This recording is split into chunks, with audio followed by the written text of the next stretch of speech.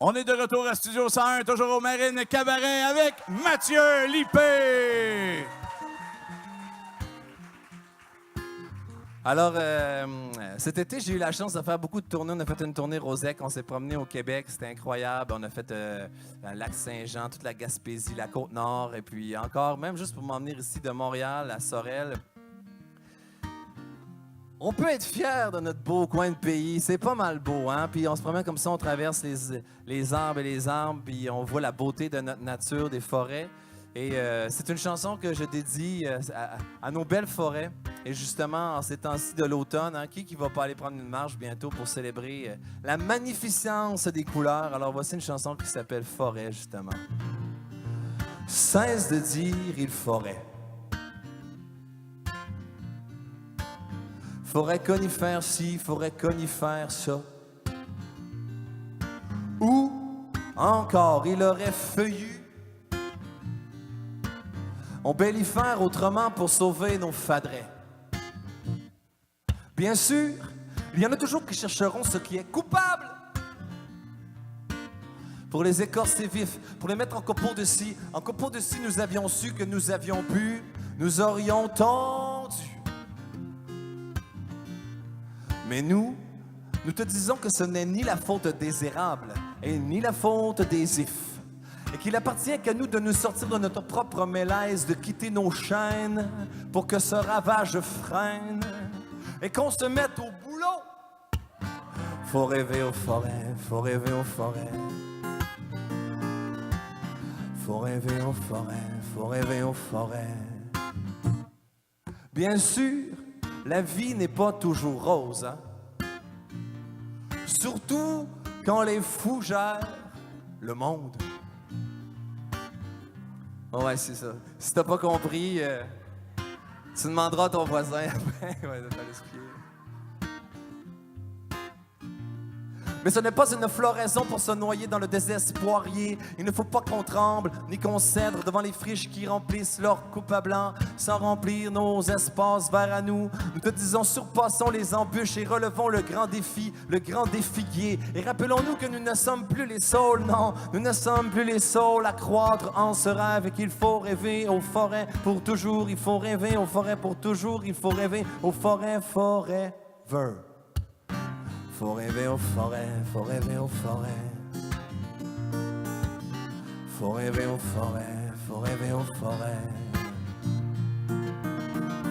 Ce n'est pourtant pas sorbier, hein? Il suffit d'unir nos branches pour qu'advienne le ramage d'or, où nous serons ces êtres flores et courageux qui n'arrêteront jamais de pousser en liberté des bois, en liberté des bois sacrés.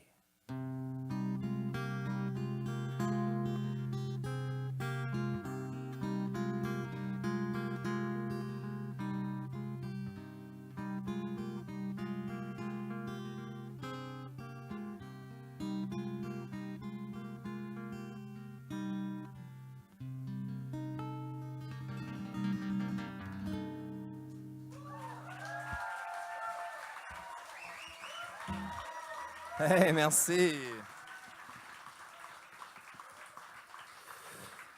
Si ça vous intéresse de réécouter ça, ben, ça se trouve sur mon album Le Voyage, mais vous pouvez aller aussi dans ma section vidéo sur Facebook. D'ailleurs, je vous invite tous à liker ma page Facebook. De toute façon, je trouverais ça fantastique que ça augmente de 300 personnes comme ça d'un coup. Mais vous pouvez réécouter justement le slam forêt que j'ai filmé dans la nature au Mont Offord. C'est très beau. La prochaine chanson, c'est la première chanson que j'ai composée pour l'album Les Amants de l'Aube. Et c'est une chanson qui a un peu donné le ton de tout l'album. C'est-à-dire que c'est une chanson qui parle d'amour et d'espérance. Et qui parle qu'un meilleur avenir nous est possible et qu'il faut avancer vers ce meilleur. Et puis, c'est toujours plus facile d'avancer avec quelqu'un qu'on aime. Donc, voilà, amour et espérance. C'est une chanson qui s'appelle « J'oserai ».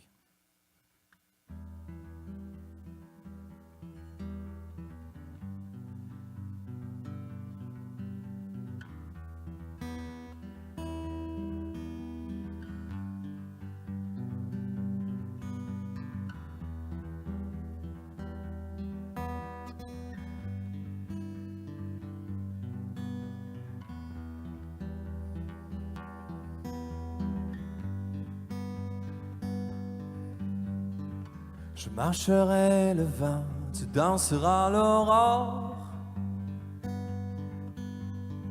Sous les nuages confiants, on restera fort. Ni les pluies, ni les tempêtes ne pourront nous empêcher de retrouver la grande fête où nos peaux se sont touchées.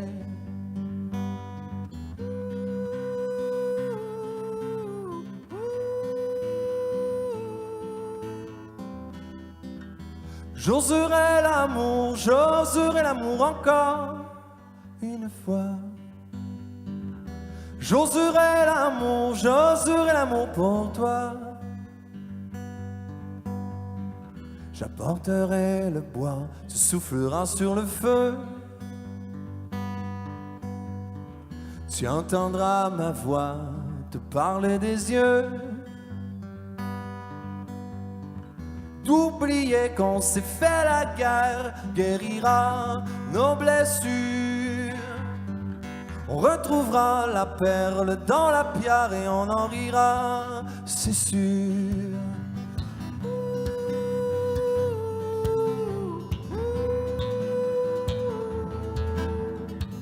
J'oserai l'amour encore une fois. J'oserai l'amour pour toi.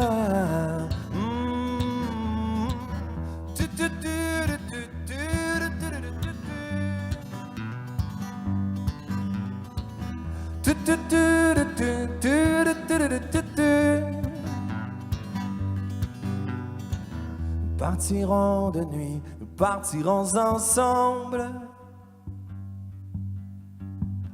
Aimer mourir au pays qui nous ressemble. On laissera le monde ancien dans la peur s'écrouler. Nos enfants porteront les noms de candeur et liberté.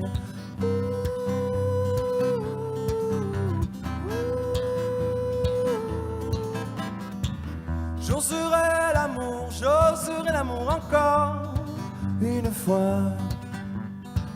J'oserai l'amour pour toi.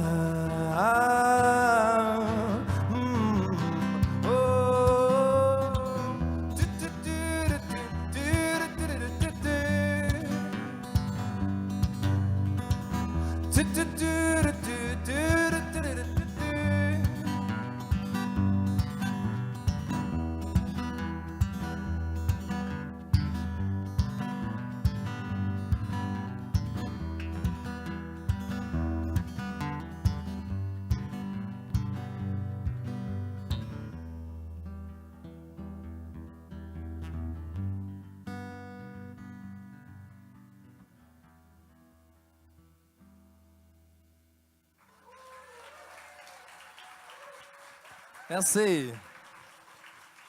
Mathieu Lippé. Mathieu, tu es un amoureux des mots, c'est clair. C'est vrai. Ça vient d'où, cette passion-là? Est-ce que déjà très jeune, tu aimais jouer avec les mots, tu aimais jouer avec la langue française? C'est une bonne question. D'où c'est que c'est venu, cette histoire-là? Moi, je pense que quand j'étais jeune, je voulais devenir astronaute. OK. Puis, Ça n'a pas vraiment à voir avec ça. Ouais, ça. Puis, je voulais vraiment devenir astronaute. Quand j'étais petit, je me disais, hey, si un jour, c'était drôle, hein? Quand on est jeune, on est drôle d'idées. Hein? Moi, je me disais, si un jour, je sais pas, je vais avoir vu ça, quelqu'un aux nouvelles qui était condamné à mort ou quelque chose comme ça. Puis, je me disais, hey, moi, si un jour je suis condamné à mort, je vais leur dire, à la place de me condamner à mort, donnez-moi un habit d'astronaute, puis pitchez-moi dans l'espace avec une caméra, puis je vais, avec comme un téléphone, puis je vais tout vous décrire ce que je vois. Fait que dans le fond, je ne suis pas devenu astronaute, mais je suis devenu poète parce que je pense que c'est un peu ça, les poètes, ça se fait pitcher dans l'espace, on se pitch dans l'espace, on contemple, on vit, puis on raconte ce qu'on voit.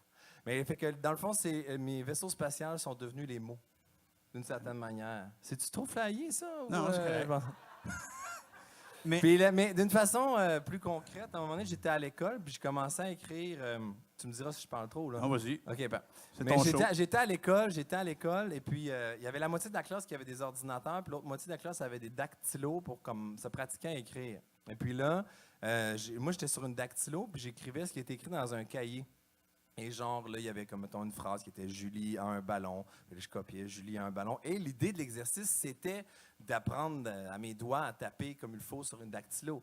Et non d'écrire ce qui était écrit dans le cahier. Fait qu'à un moment donné, j'ai réalisé ça. Était-ce par paresse, Luc, ou par désir de liberté? Mais à un moment donné, je me suis dit, hey, je ne suis pas obligé de toujours regarder ce qui est écrit là. Je peux juste regarder toujours devant moi, puis comme écrire ce qui me passe par la tête, puis ça va pratiquer mes doigts à écrire les bons mots. C'est correct, tu sais. Fait que j'ai décidé de faire ça. J'ai regardé la feuille, puis j'ai écrit ce qui me passait par la tête. Or, ce qui me passait par la tête à ce moment-là, c'est « Seul comme une image sans dessin, au seuil de la somnolence, je cherche mon destin. » Moi, j'avais 13 ans. Oui, ça, j'allais dire. Quel âge tu avais? J'avais 13 ans. Wow. Et c'était la première fois que j'écrivais quelque chose qui était un miroir de quelque chose de profond dedans de moi. Seul comme une image sans dessin au seuil de la somnolence, je cherche mon destin.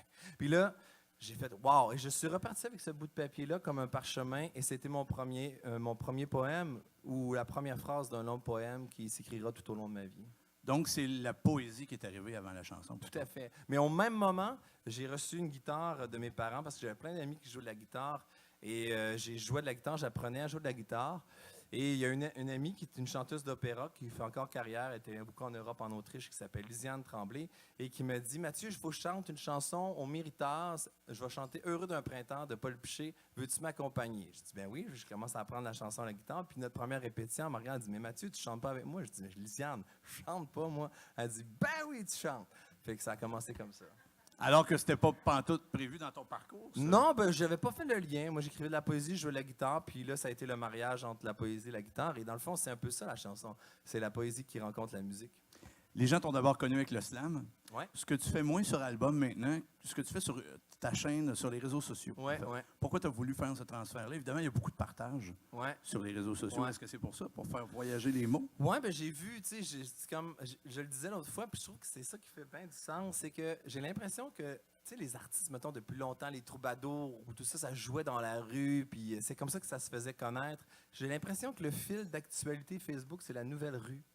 C'est là que tu t'installes, puis que tu passes, puis que tu mets tes affaires, puis ça peut circuler, puis ça peut aller très loin. Je trouve ça très intéressant. Fait que je trouve que le slam, la poésie voyage bien sur les réseaux sociaux. Fait que j'ai voulu le faire comme ça. Puis la chanson, je trouve tellement que c'est le fun à écouter d'une boucle de rentrer dans une bulle musicale. Fait que j'ai voulu créer l'album juste de façon musicale.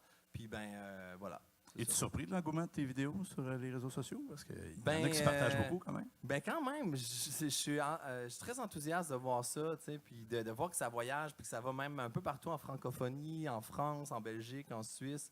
Puis l'air de rien, ça ouvre des portes, puis c'est des choses indirectes. Des fois, c'est sûr que nous, les artistes, en ce moment, on se questionne beaucoup parce que ça devient tellement gratuit, ce qu'on offre sur Internet, que c'est comme l'équivalent, là, de, tu sais, mettons, la manière que les gens peuvent se servir de la musique en ce moment, c'est comme si nous, tous les artistes, on pouvait rentrer dans n'importe quelle épicerie puis ressortir avec une caisse de bines, trois pizzas, puis de la liqueur, puis sortir, puis elle appelle « Hey, où tu t'en vas? » Je dis « Oh, mais moi, je paye 10$ par mois chez GA, je peux sortir avec ce que je veux, tu sais. » C'est un peu ça, nous, on met tellement de temps là-dedans, puis là, les gens, ils payent 10$ chez Apple, puis, tu sais, fait que c'est quand même spécial ce qu'on vit par rapport à ça. Mais le côté positif, c'est de pouvoir mettre quelque chose sur Internet, sur Facebook et de le voir voyager. Et ça l'amène des contrats indirects. On se fait inviter dans plein de places prestigieuses, comme au Marine Cabaret. Et voilà.